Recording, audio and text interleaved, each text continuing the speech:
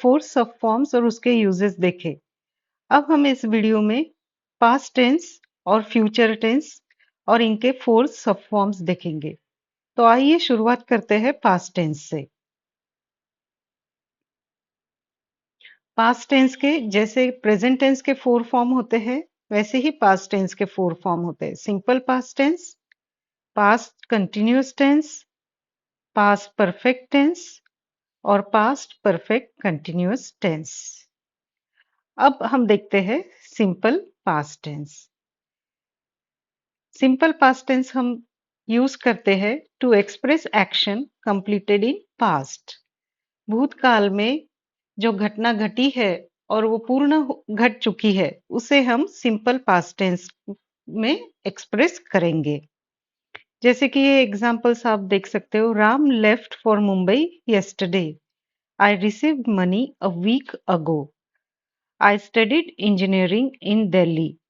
इन सब सेंटेंसेस में मैंने जो येलो कलर के वर्ड्स हाइलाइटेड किए हैं, वह वर्ब्स का V2 फॉर्म है। V2 फॉर्म मतलब पास्ट टेंस का form, past tense of verb.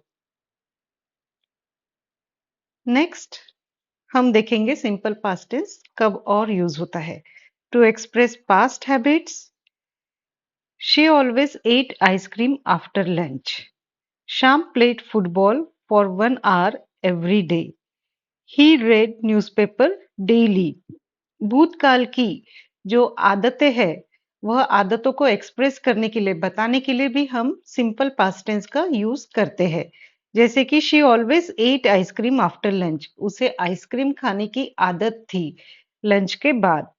शाम played football for 1 hour every day. शाम जो है वो 1 घंटे के लिए रोज फुटबॉल खेला करता था। पास्ट की habit. She red newspaper, he red newspaper daily. वो रोज न्यूज़पेपर पढ़ा करता था। यानी भूतकाल की जो आदतें हैं, वह भी हम सिंपल पास्ट टेंस में एक्सप्रेस कर सकते हैं। तो आइए रिवाइज करते हैं। When do we use simple past tense? Simple past tense is used to express action completed in past. To express past habit. तो जो घटना भूतकाल में घट चुकी है, वह घटना बताने के लिए हम सिंपल पास्ट टेंस का यूज करते हैं। और आदतें भूतकाल की, वह भी हम बताने के लिए सिंपल पास्ट टेंस का यूज करते हैं। अब हम देखेंगे पास्ट कंटिन्यूअस टेंस और हम ये कब यूज करते हैं और इसे कैसे फॉर्म किया जाता है। यह आप जो ब्लू कलर की स्ट्रिप है उसमें देख रहे होंगे कि पास्ट कंटिन्यूअस टेंस हम कैसे फॉर्म कर रहे हैं। वॉज या फिर were plus present participle. Present participle is ING form of verb. और वॉज और वर हमें कब यूज करना है, यह हमारे सब्जेक्ट पे डिपेंड करता है। हमारा सब्जेक्ट सिंगुलर है या प्लूरल है। आइए हम एग्जांपल्स देखते हैं। To indicate a continuous action in past, Reena was playing badminton when guest arrived. भूतकाल में जो घटना कंटिन्यूअस स्टेट में शुरू रहती है, उसे हम पास्ट कंटिन्यूअस टेंस में एक्सप्रेस करेंगे। ये example, she was cooking dinner in evening. कल रात वह खाना बना रही थी। रीना बैडमिंटन खेल रही थी जब उनके यहाँ गेस्ट आए। They were watching Ramayan when power got off. जब वह रामायण देख रहे थे, उस वक्त पावर कट हुआ। तो इस तरीके से हम पास्ट कंटिन्यूअस टेंस जो है, वह भूतकाल की एक्शंस, घटनाएं जो कि कंटिन्यूअस स्टेट में थी, वह एक्सप्रेस करने के लिए यूज करते हैं। Next, use of past continuous tenses. It is also used with words always, continually, etc. to express past habits. हमारी भूतकाल की जो आदतें हैं, वह भी एक्सप्रेस करने के लिए हम पास्ट कंटिन्यूअस टेंस का यूज कर सकते हैं। अब आप कंफ्यूज मत हुइए। सिंपल पास्ट टेंस भी हम भूतकाल की आदतें यूज करने के लिए एक्सप्रेस कर सकते हैं। उसी तरह पास्ट कंटिन्यूअस टेंस भी हम भूतकाल की आदतें एक्सप्रेस करने के लिए कर सकते हैं। आइए एग्जांपल देखते हैं। She was always sleeping. They were continually complaining about food quality in hostel. अब हम देखेंगे पास्ट परफेक्ट टेंस। अब यहाँ पे आपको देखना है कि हम पास्ट परफेक्ट टेंस का कब यूज करते हैं। उसका एक ही यूज है और वो हम अभी देखेंगे। When two action take place in past perfect tense is used to indicate the action which takes place first. भूतकाल में जब दो घटना घटित होती है तो हम पास्ट परफेक्ट टेंस को यूज करेंगे वह घटना बताने के लिए जो घटना पहले घटित होती है। जैसे कि अब आइए हम एग्जांपल देखते हैं। इसके पहले हम ये देख लेते हैं इसको कैसे फॉर्म करते हैं। पास्ट परफेक्ट टेंस जो है वह फॉर्म होता है हैड प्लस V3। अब आप रिवाइज कीजिए, हम प्रेजेंट परफेक्ट टेंस कैसे फॉर्म करते हैं। हैज या have plus V3। V3 is past participle of verb और पास्ट परफेक्ट टेंस हम फॉर्म करते हैं had plus V3। Examples. I had completed my syllabus before the exams started. मैंने मेरा सिलेबस जो है वो कंप्लीट किया था एग्जाम्स स्टार्ट होने के पहले। तो भूतकाल की दो एक्शंस है यहाँ पे हम देख सकते हैं। एक है सिलेबस कंप्लीट करने की, दूसरी है एग्जाम शुरू होने की। तो पहली घटना कब घटी, पहली घटना कौन सी घटी है, तो सिलेबस कंप्लीशन की। इस वजह से हम यह लिखेंगे कि I had completed my syllabus. और दूसरी घटना एग्जाम बिगिनिंग की जो कि बाद में घटी। और एक एग्जांपल हम देखते हैं। When I reach home my daughter had already prepared the dinner. जब मैं घर पहुंची तो मेरी बेटी ने खाना बना लिया था, डिनर तैयार करके रखा था। तो यह भी भूतकाल की दो एक्शन से दो घटनाएं हैं। पहली घटना है बच्ची का खाना बना के तैयार रखना और दूसरी घटना है मेरा घर में पहुंचना। तो पहली घटना जो घटी है भूतकाल की वह हम पास्ट परफेक्ट टेंस में बताएंगे, had already prepared the dinner. और एक एग्जांपल देखिए। I had eaten the mango before Rohan arrived. तो भूतकाल की दो घटनाएं, रोहन का आना और मेरा आम का खाना। तो पहली घटना थी that was of eating the mango, आम का खाने की। तो वह मैंने आई हैड ईटन जो कि पास्ट परफेक्ट टेंस है। अब हम पास्ट परफेक्ट कंटिन्यूअस टेंस कैसे फॉर्म करते हैं और कब यूज करते हैं। Past perfect continuous tense is used to denote an action which began in past and continued for a certain time period in a past before completion. तो वह घटना भूतकाल की हम बताने के लिए पास्ट परफेक्ट कंटिन्यूअस टेंस का यूज करते हैं जो कि कुछ समय पहले शुरू हुई थी और कुछ देर के लिए वो शुरू थी। It was in a continuous state. इसे हम फॉर्म कैसे करते हैं। Had plus been plus ING. ING present participle of the verb, ING form of verb. आइए हम एग्जांपल्स देखते हैं। When new engineer joined, Mr. Shukla had been building the bridge for 3 months.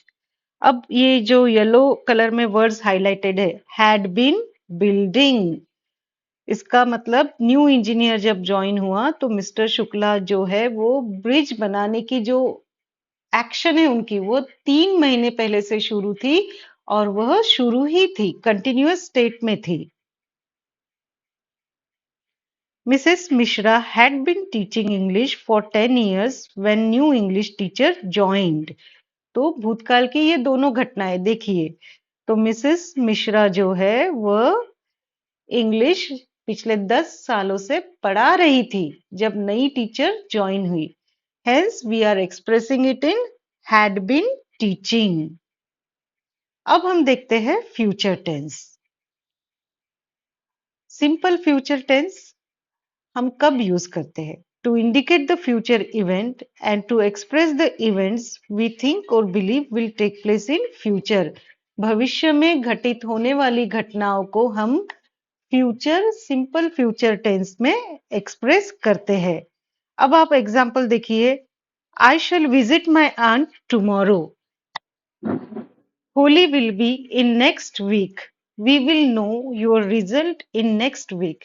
I think it will rain today. तो भविष्य की जो घटना है घटने वाली, वह हम विल या फिर शैल की हेल्प से यूज करते हैं। To express what we decide to do at the time of speaking. Future tense का यूज हम बात करने के वक्त जो हम डिसाइड करते हैं कि क्या करने वाले हैं निश्चय अभी, तो वह भी एक्सप्रेस करने के लिए हम सिंपल फ्यूचर टेंस का यूज करते हैं। जैसे कि ये एग्जांपल्स आप देखिए, it is getting cold, I will carry my sweater. The college canteen is close today, I will carry a lunch box. तो ये हमने डिसाइड किया कि अरे ठंड पड़ने वाली है तो मुझे स्वेटर लेके जाना चाहिए। अरे कॉलेज की कैंटीन आज बंद है तो मुझे टिफिन कैरी करना चाहिए, लंच बॉक्स कैरी करना चाहिए। तो हम फ्यूचर टेंस कैसे फॉर्म करते हैं? सिंपल फ्यूचर टेंस हम कैसे फॉर्म करते हैं? Will, shall plus base verb, that is basic form of verb. अब हम देखेंगे रिवीजन कि रिवाइज करेंगे सिंपल फ्यूचर टेंस हम कब यूज करते हैं। To indicate the future event and to express the events we think और believe will take place in future. To express what we decide to do at the time of speaking. तो यह दो चीजों के लिए हम फ्यूचर सिंपल फ्यूचर टेंस का use करते हैं। अब future continuous tense, it is used to indicate an action which will be in progress at a certain point in future. Future continuous tense का हम यूज वह एक्शन इंडिकेट करने के लिए करते हैं जो कि भविष्य में, वह घटना इंडिकेट करने के लिए हम करते हैं जो कि भविष्य में कुछ देर के लिए वह शुरू रहेंगी एक्शन। जैसे कि एग्जांपल देखिए, when I reach home my kids will be watching TV.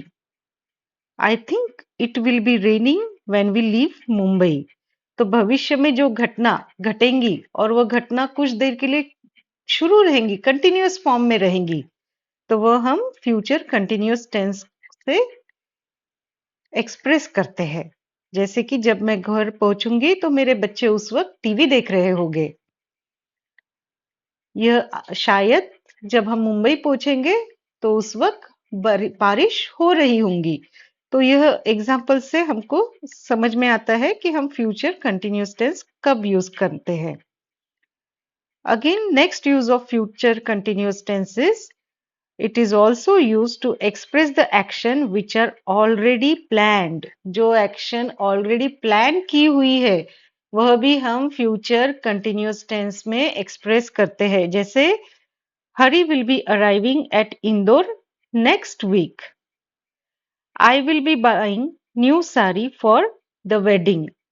She will be staying at Pune till next month. ये प्लान है कि नेक्स्ट वीक हरी आएगा। मैं शादी में शामिल होने के लिए नई साड़ी खरीदूंगी। मैं पुणे में नेक्स्ट मंथ तक रहूंगी। ये प्लान्ड एक्शन है और हम फ्यूचर फ्यूचर कंटिन्यूअस टेंस कब यूज करते हैं और कैसे यूज करते हैं? Will, shall plus be plus present participle, that is ING form of verb. Will या फिर शैल के साथ हम हमेशा बी का इस्तेमाल करते हैं और आईएनजी फॉर्म ऑफ वर्ब।